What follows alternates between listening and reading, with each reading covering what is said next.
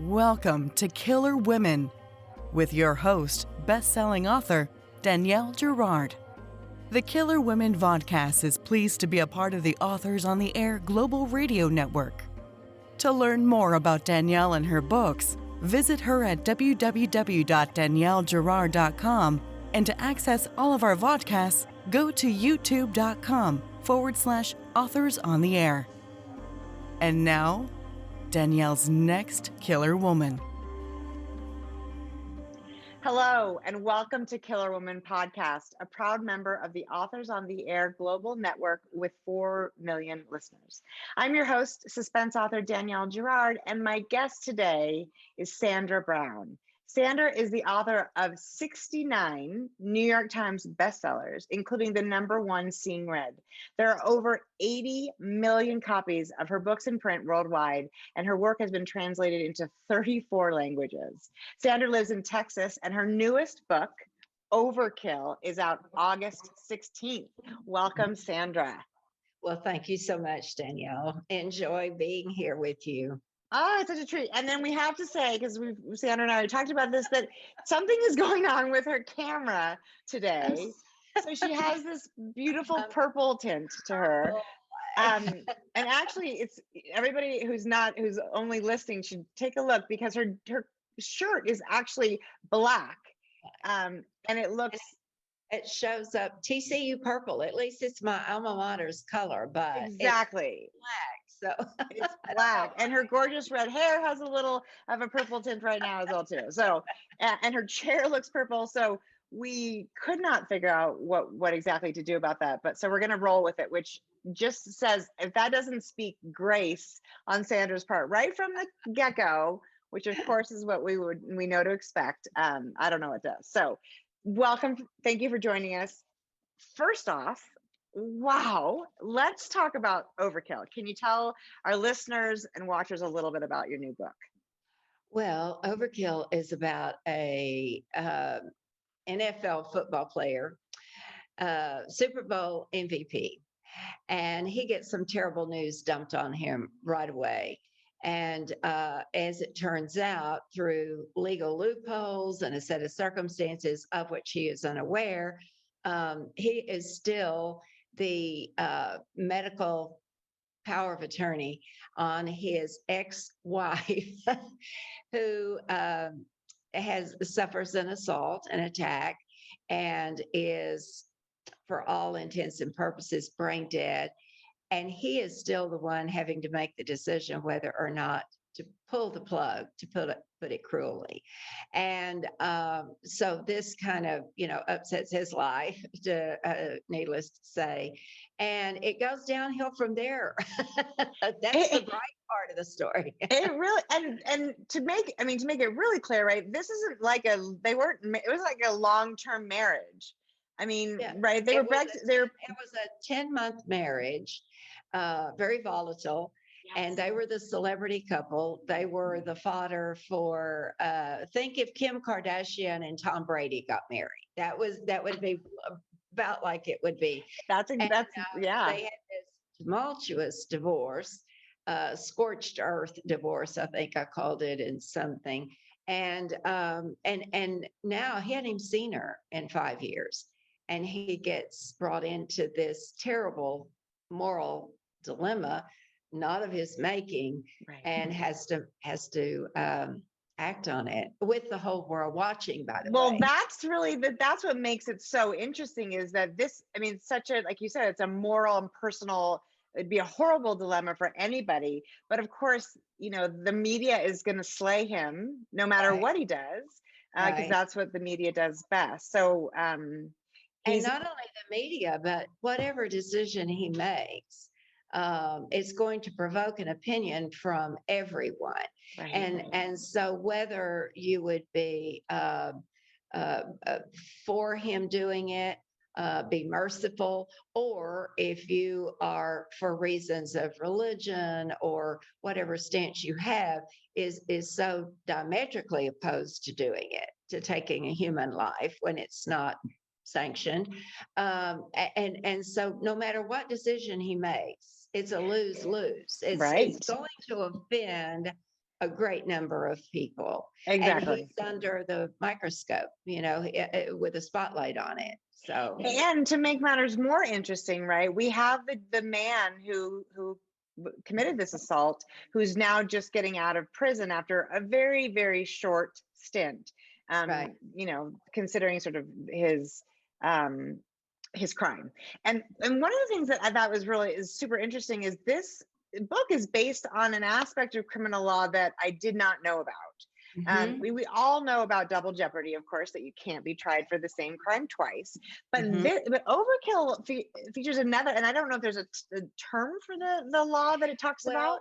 Yeah, I came across the a year and a day rule, and it was kind of this standing common law that if someone lived a year and a day beyond an attack, then the culprit was off the hook. And but only in the past few decades have people said, wait, this is not right. And it came up so recently with the Hinckley, when Hinckley was released from prison for shooting James Brady and incapacitating him for the rest of his life. And when he was released, a lot of the Brady family and his estate got up in arms, and they said, wait a minute, he died as a consequence of this. His health continued to deteriorate until he ultimately succumbed. And so that attack was the reason for it. But this law that they could go after an attacker after a year and a day had not gone into effect when that crime was committed.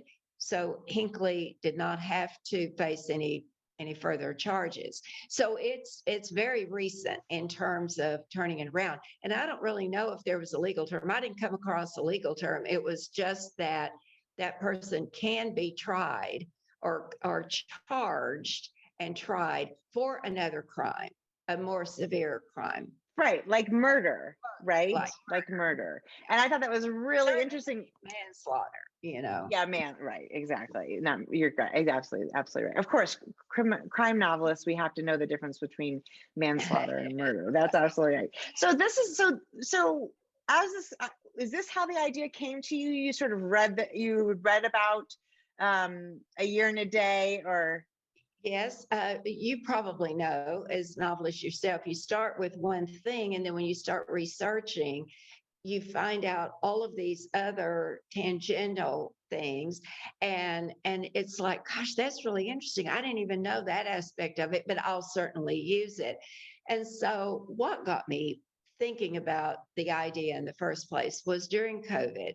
And when families were being, just tortured into having to make the ultimate decision about a loved one who might not have had good odds of recovery, having to be taken off a ventilator that could possibly save the life of a child of someone who didn't suffer other health problems. And I just thought, gosh, what a dire decision to have to make, and under any circumstances, but certainly that. And so that really got me thinking, and then about that circumstance to begin with, and then to make it worse, to be doing that in a public spotlight. If you were a celebrity, if everybody knew your name, if the president of the United States was having to make that kind of decision, if he was charged with making medical decisions for his wife or his children or whatever, what would you do? What would you do?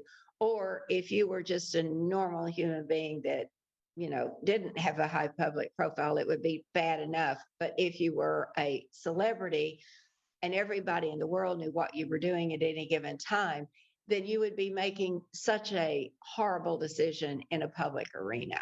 Well, that's what I love. It's like so clear how your brilliant mind is working here, right? You found it. No, I think I want to follow it through because it's like so illuminating to see sort of inside that head. You found a scenario that would be devastating for all of us. and then you said, what would make it worse is Right. if our main character who has to make the decision is a public figure. What would make it worse is if the marriage was really short and kind of miserable, and he didn't, it Like wasn't somebody, He didn't like her. he didn't even like her at the end.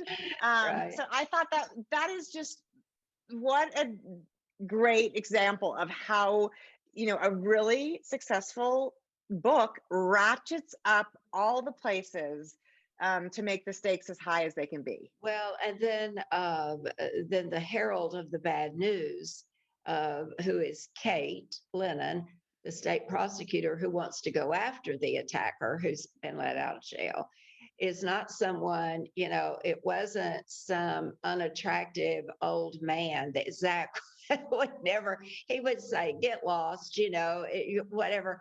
And even if he agreed with him legally, that would be the end of the problem. But to compound his problem, he calls her an angel-faced herald of hell, Right. and she does, she's very attractive, and they have this immediate chemistry that both try to fight. So while they're trying to fight the villain of the book, they're also fighting their own attraction, which is a little beyond the pale, but it's either ethical or it's not. And Right. it's like you can't be a little pregnant, you're either pregnant or you're not. And so it's so now they're confronted with, how do we handle this while we're trying to deal with all these other issues? So, Right. And we talk about it like, I'm sorry, I missed that. Their attraction becomes public too. So Yes, it does. And they have that. Well, and not only is she, attractive and young, she's so bright, right? She is a force to be reckoned with. So she's not going to be pushed off of her purpose easily. And the what, the sort of what you're, one of the many things you're famous for is that sexual tension. I get shivers actually just as soon as I said that. From the very first time they meet, right? It is like, oh boy. And he had one bad marriage. He has not gotten involved with, women after that. He's definitely been like, that did not go well. I'm not doing this again. So, and she's like, I'm a professional. This is what I got to do. So of course neither is a willing participant. Each is the other's worst nightmare. Yes, exactly. And again, that's what makes makes everything, so fun to follow through. So, I want to hear about your process, because I mean, you're thinking about, I first of all, I think there's a Thriller Fest, I think before the COVID, that I was sitting with a group of authors, and I think it was Steve Barry, and it was a mutual admiration. We were all admiring Sandra Brown. And I think he was saying that you literally work 11 months, you only take 1 month off a year, and the rest of the time you are working. Just about. Yeah. And so do you work, is it a Monday through Friday? You're in the office sort of like how do you structure your time? Well, when I first started writing, I had little kids at home. And I celebrated big time when both of them got into elementary school for a full day. And so I would start as soon as I got home from taking them to school at 8:30. And then I'd write like with a frenzy until 3:30.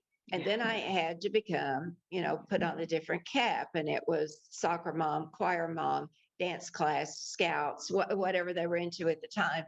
And, but I compressed the time I had. I thought I've got to write, before I become mom, and I have to cook dinner and get baths and all that other stuff. We all know those stories. Yes, we do that. Absolutely. Yeah. And so, I think because of that, I structure my day still. I'm not an early riser. These people that get up at 4:30 in the morning and write till 8:30, so I don't even get them. I just totally do not get that, because I'm not a morning person. But I kind of structured my day, around the school day, because that's for how many years I had to write. And so I go to work. I do have an off. I'll explain that in a minute. This is my new home. this room has not been decorated yet. So I just put props in the background to Oh, make well, it, it looks fabulous from where we and then are. I turned purple. But anyway, I do have an office at home, and when this room is redone, it will be a study library office officially. But I also have kept an office outside the home, and I have 2 employees, and they do everything but write the books. But I go to work every day. I go to work. I physically go to work every day. Yeah. And that started because so many people did not take it officially. They would call friends, even family, and what are you doing? Well, I'm writing. Oh, and then they proceed to talk for 30 minutes, whereas if I'd been a nurse or if I had been a lawyer, they wouldn't have walked into the courtroom and said, I need to tell you something about, the dinner on Friday night. That it wouldn't have happened. But when you're working at home and you're a writer, it's like, well, she could do that anytime, And so I thought, you know what, if I get an office, that's going to make it look so much more official. So I did, and I've been working out of an office then ever since. It was about 3 years into my career. I went to work every day. It's smart. You got dressed. There's something also about getting dressed, right? Yeah. So I got so lazy during COVID because, you could wear your jammies, and for the first 2 months of it, I was even away from home. I had gone to, I have a place in South Carolina that I just kind of retreat and write. And I got stuck there. I couldn't get home because it was a 2-day drive. So I would have had to stay in a hotel along the way. And that was when everybody was saying, don't go to a hotel. I couldn't fly because they were canceling all the flights. So I just stayed for 2 months in the house by myself. I got my groceries delivered. And I wrote a lot. During that period of time, but I would find, I just shuffle around in my pajamas all day. And it was like, what difference does it make? Nobody is seeing me. So I think we all exactly. kind of got lazy Oh. during that period of time. But I do wonder, like, so how was that different? Like, in some ways, like you said, you had more time than you normally would have had. But were you, does it take a schedule to kind of help you with your productivity? Or did you find you were still able to just put the hours in and do it exactly the way you would do it at home? And you're a professional, you've been doing this so long. But yeah. I don't really set myself such a rigid schedule. I do go to work every day, but you know what it's like. You're doing things like this. You're doing business, and I don't enjoy the business. So when I get, things that I have to pay attention to, stop the creative process and deal with something business wise, I really kind of am stingy because I really want to just be doing the play like. Yeah. I really want to be doing the make believe stuff, not the real stuff. And anything that draws me out of the story and gets me away from the story, I kind of resent, in a way. But then the business is essential, and I'm so grateful for it. It's a hazard, but you have to deal with it, and I do it with without as grudgingly as I can possibly be. But if I don't write but 5 pages in a day, but they were damn hard to write, then I let up on myself for not writing 10. And sometimes 10 pages can happen in just a few hours.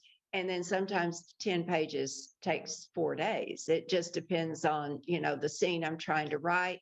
And when I'm doing the first draft, if I know it's not perfect, I've forced myself to go on.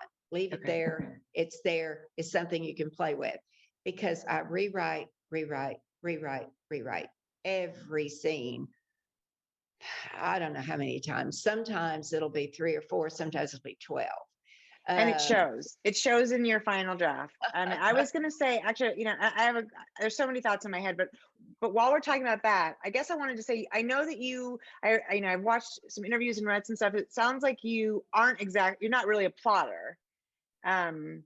you kind sort of of listen to the characters about what they Mhm. say to do. So sometimes the hard pages are because, is it because the story, the characters aren't really talking about where they're going? They're standing there looking at me like, what do we, you're the one that's supposed to tell us what to do, and I'm going to do something, say something so I can write it down, because I really do kind of put them in a situation, and I see it as though they're actors in a play. Yeah. And when one of them walks over to the chair and slumps into it, that's what I write down. But then, of course, you have to abide by the rules of storytelling. You do have to abide by the rules of plotting. And so it sounds kind of cavalier to say, oh, I just write down what they hear and say, what I hear them say and do. But it goes beyond that, because you have to have certain, or at least I have to have certain peaks in the story. And I know when I'm approaching, I call it like the 125 page flip. And it's up to that point, the protagonist has been protesting the call to action. Yeah. No. And they're lining up all these reasons why, no, I'm not doing it. I don't want to get involved. But something has to happen at about page 100, 125, where there has to be a flip in their thinking. And they say, well, okay, I'll give it a try, still doubting that they can, overcome whatever problem it is. So, and then there's another peak that comes halfway through the book where the reader's going one way and all of a sudden it's a reversal, So all of these things I try and build in when I'm kind of sort of plotting. I think, okay, this would be a good first turnaround. This would be a good second turnaround. This is when everything goes to hell in a handbasket. And then this is when, he or she figures a way to overcome it. So I kind of know the rules of plotting and I apply them. But when I sit down to write, even if I've written out a synopsis or an outline, I never look at it again. Because at that point in time, I think if these people aren't real enough to figure out their own problem, then they don't deserve to be on the page. That is right. That is great. How do we, and you do, and that's another, you do that. Enough, are they clever enough to work this out? And if they're not that interesting, then they don't need to be there. Well, so let's talk about, your finished product. Because the idea that you would, say, okay, this is what the scene is, supposed to accomplish. It's down. I'm not exactly happy with it. Right. It's not done. And then you go back and sort of revise. And I think I also heard you say, you sort of, when you, start sometimes, a new day or new part, you go back again and sort of work through whatever had been written before. So you're one of those sort of, you go over it and over it and over it. And one of the things I think is so impressive is that, for somebody who has published, 80 million copies in print, we watch these sort of big time authors, like yourself. And a lot of times as the books, we get further down in their career, the books get a little bit, and I'm not to be, I'm not criticizing, but I am criticizing, I suppose, but not anybody specifically. But I noticed that sometimes the books get a little bit less tight. The work, it's not as fabulous and as there's some of those early books. And I always wonder, is that because editors think, well, I'm not going to edit, Sandra Brown. She's this massive star. I'm just going to let, her work go through. But your books are as sharp, as tight, and the characters as sort of on point as they've always been. So what's the trick to not being like, well, I mean, I'm going to sell 1 million copies of this book, so why don't you work so hard? If there's a trick, the trick, it's a technique that I apply, and that is to challenge myself to do something different with each book, build in something I've never done before. And it can come, sometimes it is intentional, sometimes other times it just comes organically, and I'll go, oh, I've never done this and it's hard to do. Why is this so hard? And then think, because I've never exactly done this before. But I think the worst thing that can happen to an author is to start believing in their own success. I scale a wall of fear every single day I come to the keyboard, that I won't have another sentence, I won't have another idea, I won't have another interesting character. And every day it's as if I'm doing it for the first time. And it scares me to death that everybody's going to find out that it's a fluke, that I'm an imposter. So I really have that imposter complex. But Mm. and it's something I have to work on, because if I don't, then it just completely overwhelms me and then I get paralyzed. But so I look at the wall of the bookcases that aren't up yet, because I've only lived here for 3 weeks. Oh So my gosh. but I'll look at the bookcases and I'll think, okay, I've done this. In the case of Overkill, I've done this 84 times.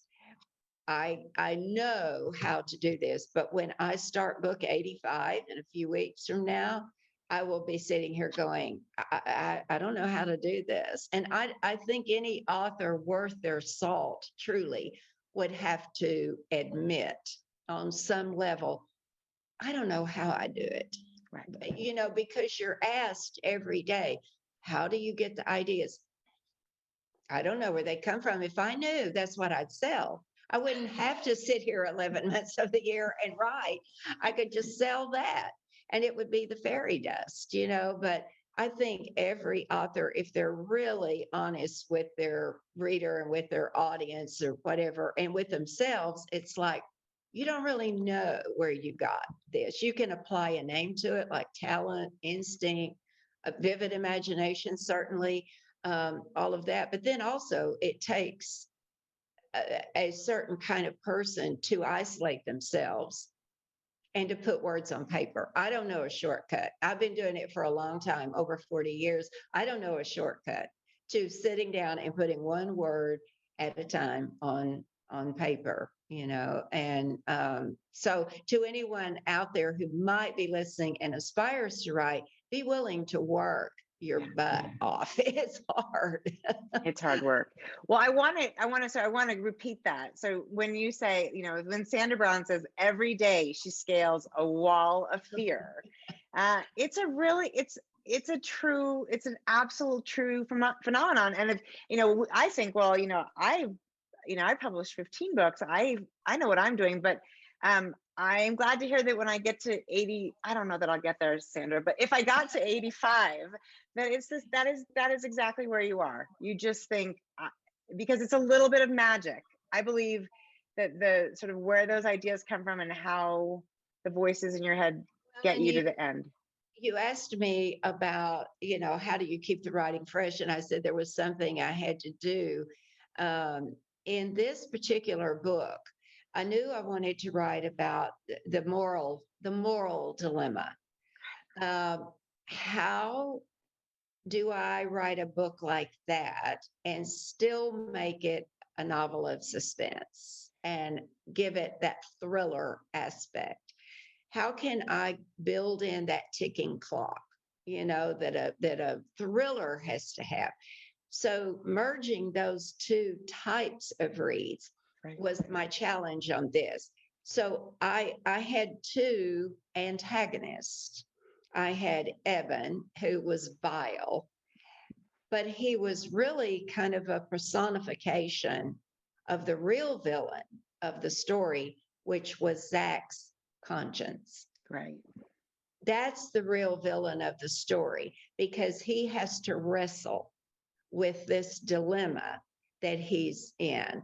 And because of, all of the pressures from all different sides, even from Kate saying, if you really want to get this guy, if you want him to, then the irony is you've got to kill her. Oh, And so, right. so the real villain, if you just peel away all of the other stuff, is Zach's own conscience. And I think that is what the reader will more identify with, because if a reader, if anybody was in Zach's position, that's what you would be fighting. Right. That's what And you would that's in little ways, we fight that battle all the time, us against ourselves about, Right. all sorts of decisions we make that are not, of course, nearly, but it's not just Eben who was our attacker, who is, like you said, absolutely vile. He had several accomplices who are also, different levels of gray morality wise. And the woman, his ex-wife's father is a Right. big part of the story, and he has his own agenda, of course. It's so interesting. I mean, I think you're really right. It's because this could have been a very sort of slow, agonizing story about because this woman's been on life support for 4 years. It's not like it just happened. Yeah. So it would have, I had to figure out how to merge those two, to give it energy, to give it propulsion. It couldn't just be him sitting there, staring into his whiskey going, I don't know what to do, because we've all been there too. Right. Yes. But I mean, it had to have the action. It had to have, the action and the real clear and present danger and the ticking clock. And the clock kept changing, but it was a next ticking clock and then the next ticking clock and so on. So yeah. And that it works. I mean, and Eben, thankfully for Eben, he's now that he's out of jail. Also, we have this sort of, what's that guy going to do? Is he going to get involved? Because if he, if this woman dies, then his life is in a bit of a pickle too. Right. Yeah. Right. He was feeling the pressure too. Yes. Yes. The pressure, and that's the sign of a really well done thriller, right? The pressure's on everybody, and it's on Kate because she's is interested in this man who clearly she shouldn't be involved with because of his involvement in this case. She wants to get this bad guy. She's got her own life story, right? I mean, she's got her own stuff, and so everybody's feeling the pressure, which of course all centers back on poor Zach, who's like, I just want to live in my mountain house. And pull the covers over my head. I love the line that Bing is his former coach. And in the story, he's the archetypal mentor. And I loved when he says to Zach, you caved like a rookie. And that is what Zach had done. And this angel-faced herald of hell comes to him and says, it ain't over yet. You're not out of it yet. And that's his worst nightmare. Right. That's the worst thing that could happen to him. And I really love the way that Bing said, and he said that. I didn't make that up. I know, love it. I love it when you say that. And he said, you caved like a rookie. And that would be something that a former coach, would say. And but he put it, I mean, he hit the nail on the head. Zach had retreated. It was a sort of an act of cowardice. I mean, he was also deferring to her parents, and that was a kindness. And there was another reason, which we won't disclose here, why he backed off the decision. But then he goes and hides for 5 years, until Kate shows up and says, you ain't out of this yet, And you do such you must be a football fan, because you do such a beautiful, beautiful job of, really, because a football player, like, and Bing, of course, as that mentor, who's also another wonderful character, they have a language that people talk, when they're in that business, and you feel that really threaded through the analogies, and just, that's what the language that how they communicate, and so beautifully done. So I'm guessing you're a football fan. Football fan.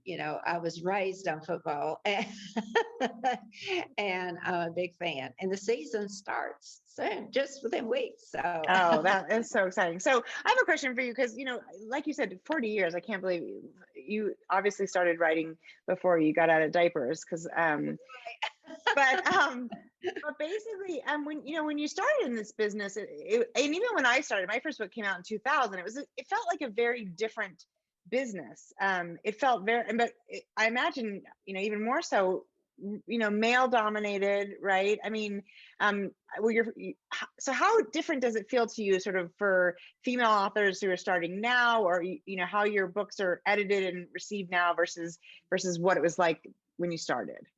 Well, there's still, I feel it not so much from publishers or editors because I've worked with both male and female editors, and I've always, I had just been blessed with fantastic editors. But I feel it not even so much from people within the industry now as I do with readers. And I still have readers who say, well, I've never read one of your books. I don't read stuff like that. And it'll be like, well, how do you know, if you've never read one, what it is like? Right. And they get a misconception. They see the cover on the back of the book. They see, this Southern woman that talks like I do. And it's like, well, she can't know anything about, men and how well, most of my books are now written from the male point of view, it kind of changed when I went on the USO tour, the first USO tour. Yeah. And I learned, so it was really gratifying and validating that so many of the male service members were the first in lines, to have me sign their books. And so it was like, if soldiers and Marines and airmen couldn't read my books, Yeah. then, any macho guy should be able to. But I find I'm growing, and I have been doing over the past, decade or so, more male readers. But there was a built-in prejudice. And especially because I started with bona fide romances, writing from a romance series, that, they think, well, it's all that mushy stuff. And even then, after they read it, they're like, I thought you were such a nice girl. Right. That is so funny. And that is exactly right. Because you are with this. And I'm always coming back with, would you say that to me if a man had written that? So it's still that gender thing is always going to be there. And I frankly like the gender thing. I frankly enjoy, that there's still male, female, this chemistry, this, as you said, the tension and the attraction. And so I enjoy reading it. I enjoy writing it. And if you don't, then don't read me, read somebody else. But at least give it a try, right? I mean, Don't categorically say that's not my kind of book. Right. And the good news, I guess, is that women buy 85% of all books. Mm-hmm. Yeah, so I bet there are a lot of closet male readers out there, that don't want to admit it. This is, like you said, this is a very, this is a very thriller-esque. There's nothing overtly feminine about, these covers, and there's nothing of, that you write men who feel masculine, which I think is important. I understand the perspective from a man who's like, I don't want to read about, a man who sounds like a woman, but in the same way, all these, we don't want to read women who sound like. Yeah. I like to keep, the gender very well defined, and I guess that's still, I can't speak to everyone. That's still my fantasy. It's still that's still my fantasy. So that's where I started, and I like the love story built in, but it has to be a really difficult love story. It can't be immediate. They've got issues they have to work out. That's right. Well, and also this is not a woman this is not a traditional, in the sense of the 50s style housewife. Oh, yeah, no, she's no June Cleaver. No. And none of my heroines is. None. I like them to be, assertive, confident. They have their own initiative. They have their own goals, passions, and I don't think your character has to be interesting to the reader, And now, if she's a housewife that chops up her husband and puts him in the freezer, then she's interesting. Okay, well, so I heard you say that you started writing kind of on a dare from your husband. Yeah, my husband at the time. Yeah. Tell us about, I mean, so this is, you guys, tell me about that, that sort of that situation, and how has your marriage evolved as you've become this, massive success? Well, I am divorced now, but it was my husband, Michael.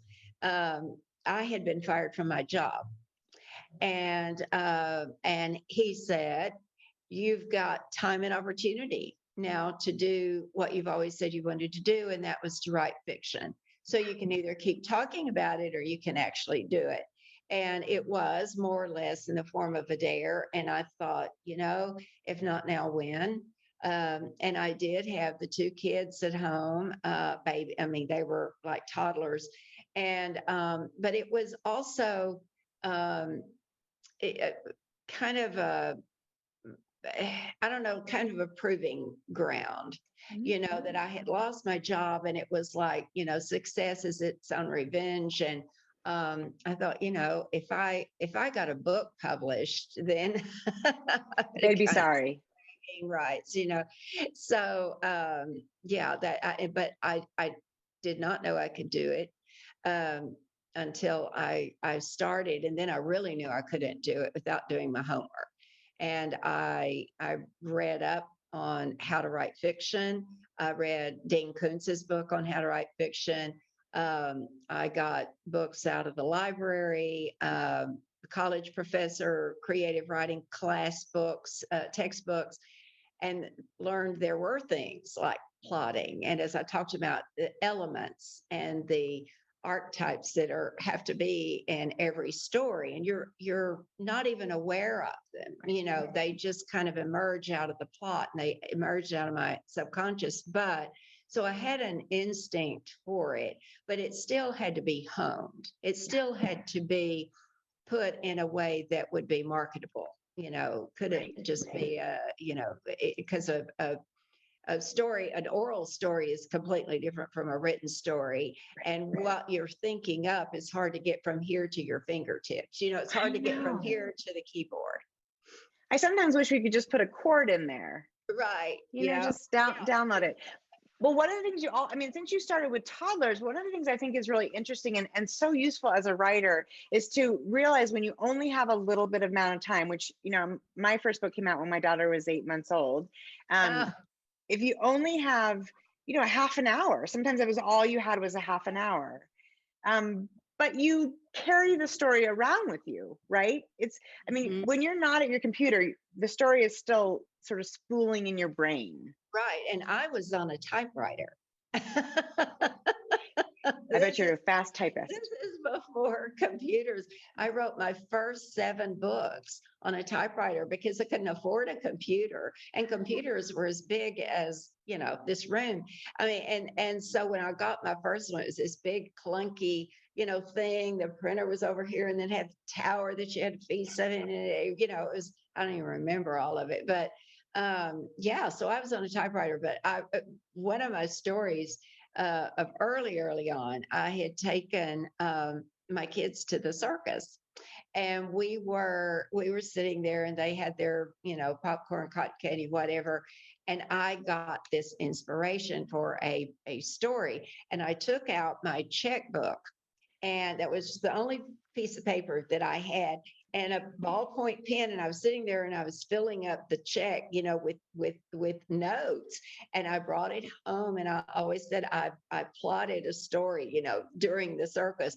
But I can remember when they were little, they would come in, they would be talking to me, and they would say, "Mom, you're thinking," and they knew that I was writing dialogue even while they were trying to tell me something, so, and I still kind of go into a fog. And sometimes I'll walk, from one room to another, and I'll go, Yeah, that'd be a good line. And I'll rush back, to the computer and type it down before it leaves me. So I think every writer has that schizophrenia.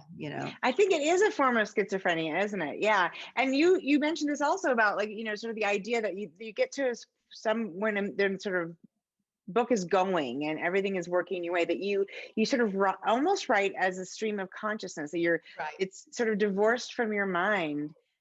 Is there like a way that some people say, oh, like candles or a certain space? Is there a way how do you make that happen? I do. I like candles. Got one right here.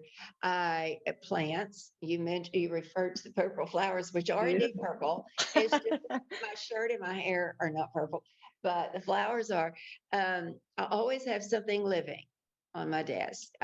It's an ivy. It's cut flowers. It's always something growing, and then I always have my bottle of water and my scented candle. I'm a real creature of comfort kind of person. So even in my office, it's in an old home, and so I have an upstairs bedroom that is now my office. It's full of bookcases and everything. It looks like an office now, but it's actually, the building itself is an old home. So I like that secure feeling, not clinical, but very, all the things that I love. And I'm a very tactile person. So I usually have a wrap on because I'm always cold. Yeah. I always find I like to have my office, the house is, I like it to be like 68, but my office, I like to be like 75. Right. But there's something to the ritual, right? Yeah. Your brain smells the candle and feels the wrap and the heat of the room and, the flowers or whatever. And it said, okay, now this is my time. This is my time to work. Yeah. Well, I had COVID about a month ago, and I'd had all of it was the lightest case. I was so grateful. Yeah. The lightest case possible. I'd had all my shots and everything. So it was just 10 days at home, and I told my editor, I said, but no worry, I'm going to spend that 10 days working. And he said, well, you can't work when you've got COVID. And I said, no, daydreaming. That's 99% of the job is daydreaming. So I sat, in the house by myself in my pajamas every day, just staring out the window, daydreaming, trying to come up with a story. So, but I think 99% of our job is just, you have to think it up. You have to make something of nothing. And then sometimes the character will say a word of dialogue or something, and I'll be like, who said that? What are the circumstances? Who put these people here? And I will see a scene and I'll just start writing it. 2 books like that come to mind. Sting. I saw these 2 guys in a bar, and one of them says to the other, so a woman walks into a bar, and I heard him say that, and I thought, well, he was about to tell a joke, and that's what the character turned out to be the hero said, is this a joke? I've heard this joke. And he said, no, the woman just walked into the bar. And so it was a woman that they were waiting on to walk into the, but she didn't know they were waiting on her. And then Thick as Thieves. I saw this scene where they start standing in this ditch around a bag of money, and they start talking, and they say the easiest way to get caught is to talk about it. And I thought, who said that? And what are the circumstances? And I just started writing these scenes, having no idea where the story was going to go. So sometimes it's just, I hear people in my head. And I had an imaginary friend when I was growing up. My mother tells me her name was Charlotte, and she went everywhere with me. I disciplined her, fed her, diapered her, everything. So I still have imaginary friends. Have you written Charlotte's story? I'd be curious. No, Charlotte disappeared before I could really remember her, but yeah, I've heard the stories about her. I love that because of course both of those books I've read and are wonderful, and I know exactly what scenes you're talking about. It's interesting to me that you can then take that. So you take that, and then it's a matter of really brainstorm, I mean, staring out the window until you figure out what part of a story are you looking at. This? How can I use this? Yeah. And it's like a combination lock. I play with it, mold it, keep switching it around. Well, what if this? Well, what if this? Or what if this character's the hero? No, this has to be the, or what if she's the heroine? How are they going to be at cross purposes, and start doing all that. There comes a moment, and I call it the aha. And I can think of all these great scenes, we'll have a scene here and I'll have a scene here and I'll have a scene here, but it doesn't hang together. What's the one thing that I know that the reader doesn't know? Mm-hmm.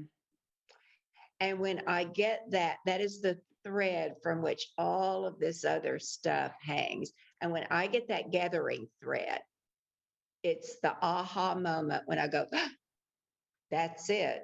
That's the thing I know that the reader doesn't. Mm-hmm. And if you finished Overkill, you know what that is. I do. Yes, I do. Very end of the book. And then it everything else has hinged on that one thing. It's that last, it changes everything again right at the end. And you are a master of that. So do you have these, does it ever happen that you have this, imagine this conversation, this scene, you write it down and then nothing happens? You can't get the aha moment? Because, yeah, absolutely. Sometimes ideas don't want to become a story, mm-hmm. and they just don't. They just languish there. And I think, okay, my publisher's got a calendar and he's got a big red circle on the date this book is at. So I've got to think up something fast. I was in the middle of writing one, not in the middle. I had started. I probably had 12 or 15 chapters, maybe, which is a pretty good start. But mm-hmm. I had started one. It just wasn't going anywhere. It wasn't exciting. I wasn't intrigued at all. And I was sitting at home watching TV one night, and all of a sudden I saw this woman running down this snowy landscape in her running tights. She's working out, and something terrible happens, didn't know what. And she wakes up alone in this mountain cabin with this tall, dark, handsome stranger. And I thought, whew, this is going somewhere, and so I got so excited. And the next morning I put aside those other 10 chapters, whatever it was, and sat down and started writing that scene where she's running. And then the next thing she knows, she's got, temporary amnesia. And that's how I wrote Mean Streak. It started with that. And then when I got into it, I realized I had gone 4 or 5 chapters and I hadn't given him a name. He didn't have a name. And so I thought, this is that thing that I said, it'll keep me on my toes. I thought, how long can I go without giving the hero a name? And it went 3/4 of the book before we ever learned his name or what he was about. And so that was a fun book to write. I liked the setting, and of course I got really energized then once I had this new thing, and it was interesting to me, it was compelling to me. And so that other book just never got finished, but I went on to something better. It didn't want to be a story. This one did. Yeah. Well, 12 to 15 chapters is quite a bit. So the fact that you knew, I mean, that's the other part of all of this is knowing as an experienced writer when something isn't going to happen. Yeah. Yeah. Because I think when to give it up. Yeah, people keep forcing it. And I think you can tell, right? You can tell when a book really, it wasn't. Bored. The reader's certainly going to be bored. So I'm a pretty good gauge because I'm a reader first. Yeah. And I read as many hours a day as I write. And so if I'm not engaged in my own story, if my palms aren't sweaty, if I'm not getting turned on by that first kiss, if the villain is not repelling me, then the reader is going to have those same reactions. Right. And I also trust my editors. They're the first reader, and if they say, "Gosh, it was great, it was great, it was great," there was just one thing, there was one point, and so they said, "It's up to you. You can change." And I go, "Well, why would I? Because you're the first reader, other than Right. myself." And if you picked up on it, you represent, a lot of people. So I listen to my editors too. Yeah, that makes absolute sense. And they're an important part of this process. Writing in a vacuum is really not Right. helpful, right? And it's scary too. Yeah, I think having your editor be your first reader sounds scary to me. But you guys have obviously a really close relationship. But Well, I am. It is scary to me because I think, what if I'm way off here and it's right. just awful, So Which, that wall of fear. yes, that wall of fear that you are still climbing, which but I appreciate that. I think it does make you I think it does make you honest, and it keeps your standards very high, which is why, you have, 80, I guess only 84, 69 New York Times bestsellers. Over 80, 83, no, sorry, 73 New York Times bestsellers. Oh, we got to And update that. Overkill is book number 84. So I've been at it. 73 New York Times bestsellers. That is, yeah. Well, people who haven't, if there's any men out there who've said they don't read this kind of thing, I hope they're going to now try a Sandra Brown, and then they're going to have a really big backlist, because this is not a female. I mean, you're a female author, but this is not a female book. Although I don't even know what that means. So that sort of seems right. That's exactly right. Why should it be the determining factor? It shouldn't be. Yeah, if that's somebody's determining factor, they're missing out on a lot of really good fiction written by women, which is why we're here. So, okay, Sandra, this has been amazing. You're fabulous. Tell us what's next. Once people devour Overkill, what are you working on now? I have no idea. Right now, I'm working on, how it goes. The build up to publication is a busy time too. It's our Christmas season, right? And so I've been doing a lot of course, I took down time after I finished, and then I had some. I moved, and so I've been waiting for an idea to strike. But in the meantime, doing all of the stuff that leads up to publication and everything. So as soon as I get back from tour, which will be a couple of weeks, I'll start getting serious about it. It'll happen. I have total trust that idea is out there for you. So is your process, so, are you on an annual? Yeah. And I'm pleased to say I just got another 3-book contract from my publisher. Overkill was the third in a 3-book deal. So now I've got 3 more years. But and they would love for me to do more than 1 book a year. But this is a good pace for me, because I never want to short shrift a story just in order to make a deadline. And I've got such an extensive backlist that it would also be almost cannibalistic. It would be, if there's such a plethora to choose from, then I think you're not giving focus to the book that's in your computer. And so if people are running out of a Sandra Brown, there are a lot of Sandra Brown 3. And so it's a good pace. It keeps me from getting lazy. I have to, I get under pressure. And I work better under pressure, a little bit of pressure.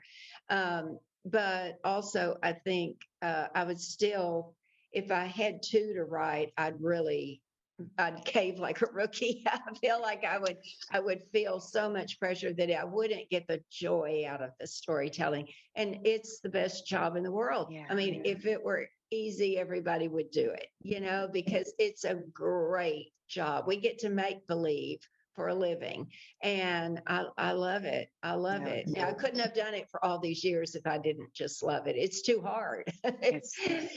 It is the best. It is the best job. Really for it. You really do. Yeah, you have to love it. But also, I think so. You must write pretty quickly because if we're going to have another book out, so that works to your advantage, to your skill set. Is it you? This time next year, there will be a new one. I deliver early spring. Yeah. So it's a pretty short turnaround. Well, the other thing to say about, your one book a year is that this isn't one of those sort of, these are hefty books. Your books are not, sort of one singular plot thing that twists. A lot of suspense now is 280 pages long. Your books are beefy. Right. And you need a year. I say you keep your year. I'm all for that. Well, thank you. Thank you. Well, Sandra, I have to thank you so much for being here today. You are, I'm such a huge fan, and you are such an incredible role model for providing fabulous stories that we want to read over and over. And now there are just a million of them. So thank you so much for being here. Much for having me. I'm sorry about the color discoloration, but we tried, and well, we did, and we know what you look like, right? There you are, fabulous. Your red hair. It's funny to be on the. So yeah, it does. It's a slightly different tint today, but you know what? You are a stunner, and you're in purple. Purple is a great color on you. I guess you can go away with. In case you need a change. But thank you so much for joining me. Well, it was my pleasure. Thank you for inviting me. Absolutely. Thank you everyone for joining us on the Killer Women podcast today with Sandra Brown, and I'm Danielle Girard, and we will see you next time. Bye-bye.